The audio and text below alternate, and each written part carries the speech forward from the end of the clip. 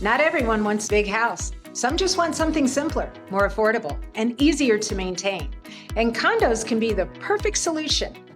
Right now, they're one of the most buyer-friendly parts of the market, especially for first-time home buyers and downsizers. Let me explain why. There are about 194,000 condos for sale right now. That's the second highest amount we've seen in the last 3 years, and nearly double what we had in early 2022. That means more choices and less competition from other buyers. You don't have to rush or settle. If you're picky about the layout or location, now's a great time to take your time and find out what you really want. And since there are more for sale, many sellers are open to negotiating right now, so you may be able to get a better price. Could a condo check more boxes than you expected? Let's chat about your options. I'm Tina, and thanks for watching.